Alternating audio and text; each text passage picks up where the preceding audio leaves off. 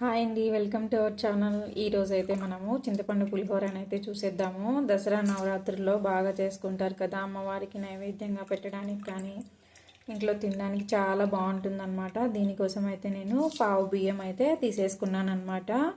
ఇలా ఒక నిమ్మకాయ సైజు ఉంటుంది కదా, అంతా క్లీన్ చేసుకొని అయితే పెట్టుకున్నాను. ఒక పెద్ద నిమ్మకాయ సైజ్ అంతా. పావు బియ్యానికి అయితే ఇది సరిపోతుంది. మీరు ఎక్కువ తీసుకుంటే దాన్ని బట్టి తీసుకోండి. పావు బియ్యానికి అయితే ఒక పెద్ద నిమ్మకాయ సైజ్ అంత అయితే సరిపోతుందన్నమాట. ఇప్పుడైతే మనము రైస్ చేసుకుందాం. ఫస్ట్ దానికోసం అయితే బియ్యం ఇలా కడిగి పెట్టుకునేసి ఎసరకైతే నీళ్ళు పోసుకున్నాను. ఇప్పుడైతే ఒక స్పూన్ అయితే సాల్ట్ వేసేసుకుందాము. అలాగే పసుపు కూడా వేసేద్దామన్నమాట. కొద్దిగా పసుపు వేసేస్తున్నాను. ఆయిల్ కూడా వేసుకున్నాము. ఆయిల్ ఎందుకు వేస్తామంటే చూడండి, ఇలా ఆయిల్ కూడా వేసేస్తున్నాను అనమాట. కొద్దిగా వేయండి, అలా వేసాను. ఇలా ఆయిల్ వేస్తే పొడి పొడిగా వస్తుంది కాబట్టి రైస్ ఇలా వేసుకోవాలన్నమాట. ఇలా వేసేసుకొని హై ఫ్లేమ్లో ఒక 2 విజిల్స్ పెట్టుకుంటే సరిపోతుంది. ఎసరు ఎంత వేసానంటే నేను 1కి 2 వేయకుండా 1కి 1.5 మాత్రమే వేసానన్నమాట. ఎందుకంటే మనకి మెత్తగా అవ్వకూడదు కాబట్టి పులిహోర రైస్కి ఇలా వేసాను. ఇప్పుడైతే ఇది స్టవ్ మీద పెట్టేద్దాము. ఇలా చింతపండు తీసుకున్నాను కదా, దాంట్లోకైతే ఇలా హాట్ వాటర్ అయితే వేస్తున్నాను అనమాట. చూడండి, ఇలా నీళ్ళు అయితే వేసేసుకున్నాను. అది మెత్తపడుతుంది అనమాట. చింతపండు బాగా మెత్తపడుతుంది. మనమైతే తర్వాత ఈ పీచులు ఉంటాయి కదా, అవి అన్నీ చల్లారిన తర్వాత బాగా అయిన తర్వాత అయితే మనము గుజ్జును అయితే పక్కకు తీసుకుందాము. ఒక 5-6 నిమిషాలు అయితే ఇలా వదిలేద్దాము. వాటర్ ఎన్నేసాను మీకు చూపించలేదు కదా, అందుకే ఇలా తీసాను అనమాట. ఇలా 1 కప్ అయితే వేసుకుంటున్నాను. ఒక పెద్ద నిమ్మకాయ సైజుకి అలా నానబెట్టాలన్నమాట. అయితే మనం ఇవన్నీ తీసుకొని పులిహోర పొడి అయితే చేసుకోవాలి కదా, దానికోసం వచ్చేసి 1.5 స్పూన్ అయితే ధనియాలు తీసుకుంటున్నాను. అలాగే 1/2 స్పూన్ మెంతులు, కొన్ని మిరియాలు అయితే తీసుకున్నాను. 1/2 స్పూన్ జీలకర్ర అయితే తీసుకున్నాను అనమాట. ఇవి వేయించుకునేసి మిక్సీకి వేసుకొని పౌడర్ అయితే చేసేసుకుందాము. ఇలా నానబెట్టాం కదా, ఇప్పుడైతే గుజ్జు తీసేసుకుందాము. ఫస్ట్ అయితే ఇవి వేయించేసుకుందాము. ఫస్ట్ అయితే మిరియాలు, మెంతులు అయితే వేసేసుకొని ఇలా వేయించుకోవాలన్నమాట. హై ఫ్లేమ్లో అయితే పెట్టకూడదు, మనము లో ఫ్లేమ్లో పెట్టుకునేసి వేయించుకోవాలన్నమాట. ఇవి ఇలా బాగా వేయించుకోవాలి. మరీ ఎక్కువ వేగినా కూడా చేదొచ్చేస్తుంది అన్నమాట. కాబట్టి మనం దానికి తగ్గట్టుగా వేయించుకోవాలన్నమాట. ధనియాలు అయితే వేసుకుంటున్నాను. బాగా స్మెల్ అయితే వస్తుంది వేయించేటప్పుడు అయితే. ఈ పౌడర్ వేయడం వల్ల కూడా మంచిగా వస్తుందన్నమాట పులిహోర. జీలకర్ర కూడా వేసుకుంటున్నాను. ఇలా అన్నీ వేసేసుకొని బాగా వేయించుకోవాలన్నమాట లో ఫ్లేమ్లో పెట్టేసి. మనకు కావాల్సినంత పౌడర్ అయితే వేసేసుకుందాము. మనకు తెలుస్తుంది కదా అప్పుడు ఎక్కువ అవుతుందా తక్కువ అవుతుందా అని, దాన్ని బట్టి అయితే వేసుకుందాము. ఇలా బాగా వేయించేసుకొని చల్లారిన తర్వాత అయితే మనము మిక్సీకి అయితే వేసేసుకోవాలన్నమాట.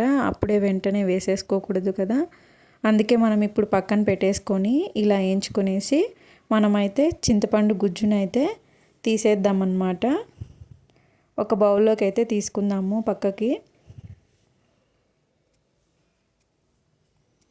ఇప్పుడు చింతపండు గుజ్జుని తీసేద్దాము. బొరకల గిన్నె ఉంటుంది కదా, ఆ బొరకల గిన్నెలో నేనైతే దేంట్లో మనం స్టవ్ మీద పెడతామో అది తీసుకున్నాను. అక్కడ తీసుకునేసి బొరకల గిన్నె పెట్టేసి చింతపండుని ఇలా మెత్తగా చేత్తో నలపాలన్నమాట. బాగా అలా నలిపేసి దాంట్లో బొరకల గిన్నెలో అయితే వేసేయాలన్నమాట. మనం వేస్టేజ్ అంతా ఇక్కడ తీసేయాలి.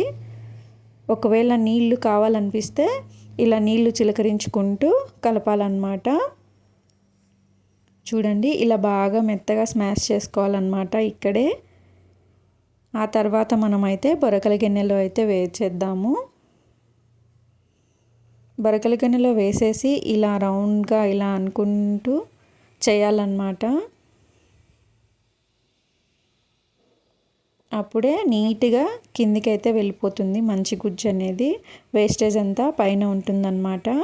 కొంచెం ఎక్కువ తిక్కుగా ఉంది అనిపిస్తే మీరైతే వాటర్ వేసుకోండి. నాకు అలా అనిపించింది కాబట్టి నేనైతే వాటర్ అయితే యాడ్ చేసుకుంటున్నాను అన్నమాట. కొద్దిగా చూడండి చూపిస్తాను. ఇలా బాగా అనుకోండి ఫస్ట్.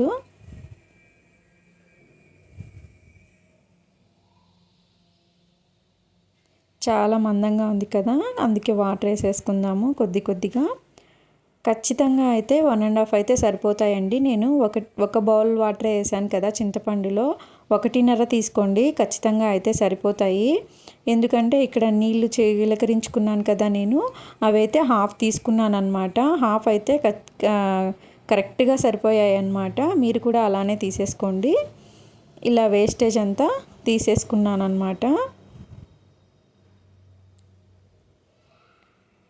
మనం ఎక్కువ వాటర్ ఉంటే సరిగ్గా ఉండదు చింతపండు గుజ్జు, కాబట్టి ఎక్కువ ఉండకూడదు, అలా అని చాలా థిక్గా కూడా ఉండకూడదు అన్నమాట.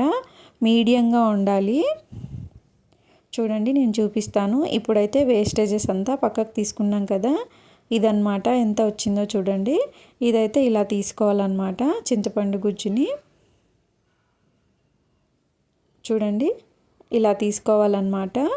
ఇలా తీసేసుకొనేసి మనమైతే స్టవ్ మీద అయితే పెట్టేసుకుందాము. నేనైతే ఈ కప్తో అయితే తీసుకున్నాను అనమాట 1.5. ఖచ్చితంగా అయితే 1.5 అయితే సరిపోతాయి అన్నమాట వాటరు. పర్ఫెక్ట్గా వచ్చేస్తుంది పులిహోర అయితే. ఇప్పుడైతే అందులోకి కరివేపాకు కూడా వేసుకుందాము. ఒక పచ్చిమిర్చి చీలికలు ఉంటాయి కదా, అవి 2 అయితే వేసుకుంటున్నాను అనమాట. ఇలా వేసేసుకొనేసి మంట అయితే లో ఫ్లేమ్లో పెట్టండి. లో ఫ్లేమ్లో ఒక 10-15 నిమిషాలు అయితే వేయించుకోవాలన్నమాట. అలా చింతపండు అయితే ఒక 1/4 భాగం వరకు పోయేలాగా ఉండాలి. మనం తీసుకున్న దాంట్లో అంత ఉడకాలన్నమాట. కొద్దిగా పసుపు కూడా యాడ్ చేసుకుంటున్నాను. అలా యాడ్ చేసుకునేసి బాగా కలుపుకోవాలి. ఇలా కలుపుకుంటూనే ఉండాలండి మధ్యలో, లేదంటే కింద అడుగంటుతుంది కదా, అందుకు మనం కలుపుకుంటూ ఉండాలన్నమాట. అంతలోపు మనమైతే రైస్ చూసేద్దాము. 2 విజిల్స్ పెట్టుకున్నాం కదా హై ఫ్లేమ్లో. అలా 2 విజిల్స్ వచ్చిన తర్వాత ఆఫ్ చేయండి, అలానే పెట్టండి. తర్వాత ఇప్పుడు మనకు కావాల్సినప్పుడు తీసేసుకుందాము. చూడండి ఎంత బాగా అయిందో రైసు. మనం సాల్ట్ కావాలంటే మళ్ళీ మధ్యలో యాడ్ చేసుకుందాము. ఇలా అయితే తీసేసుకునేసి మనం చల్లారబెట్టుకుందాం అన్నమాట బౌల్లోకి. ఇప్పుడైతే ఇలా కలుపుకుందాము. చింతపండు గుజ్జుని ఇలా కలుపుతూనే ఉండాలన్నమాట. 10-15 నిమిషాలు అయితే ఖచ్చితంగా పెట్టండి. అప్పుడే బాగా మగ్గిపోతుంది, బాగా ఉంటుందన్నమాట. కొద్దిగా సాల్ట్ యాడ్ చేసుకుందాం. ఇప్పుడు 1 స్పూన్ అయితే యాడ్ చేసుకుంటున్నాను.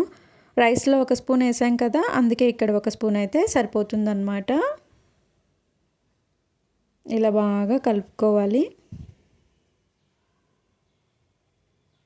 చూడండి దగ్గర పడుతుంది కదా, అలానే ఇంకా కొద్దిసేపు అయితే పెట్టుకుందాము. బెల్లం కూడా యాడ్ చేస్తున్నాను అనమాట కొంచెము. ఎందుకంటే మనకి ఇది కరెక్ట్గా సరిపోతుందన్నమాట. మనం వేసిన పచ్చిమిర్చి కానీ ఉప్పు కానీ పులుపు కానీ అన్నీ సరిపోతాయి అన్నమాట ఇలా చేసుకుంటే. చూడండి మనం తీసుకున్న దినుసులు ఉన్నాయి కదా, అదైతే మిక్సీ పట్టేసుకొని పౌడర్ అయితే అలా పెట్టుకోవాలి. ఇలా అన్నం చల్లారిన తర్వాత పౌడర్ని అయితే ఇలా చల్లుకోవాలన్నమాట. నేనైతే 1 స్పూన్ అయితే తీసుకున్నాను. 1 స్పూను కొద్దిగా తీసుకున్నాను అనమాట, అంతా వేయట్లేదు. అంతా వేస్తే ఎక్కువ అనిపిస్తుంది, చేదు కూడా వస్తుంది. కాబట్టి మీరైతే ఖచ్చితంగా 1.25 అయితే వేసుకోండి, ఖచ్చితంగా సరిపోతుంది పావు రైస్కి అయితే. మీకు కావాలనుకుంటే కొంచెం ఎక్కువ అయితే వేసేసుకోండి.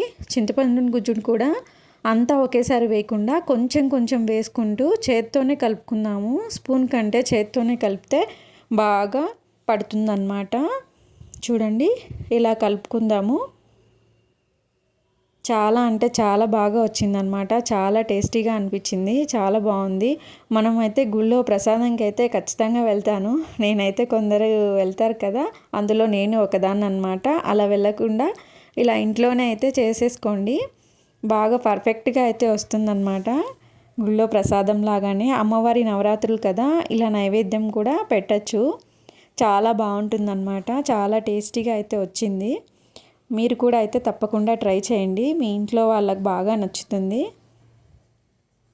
ఇలా బాగా కలుపుకోవాలన్నమాట.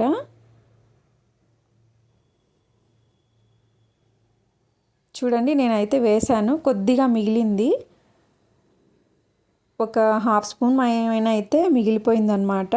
మరీ ఎక్కువ వేసుకోలేదు. మధ్యలో మీరు కొంచెం తిని చూస్తే తెలుస్తుంది కదా, దాన్ని బట్టి అయితే మీరు వేసుకోండి.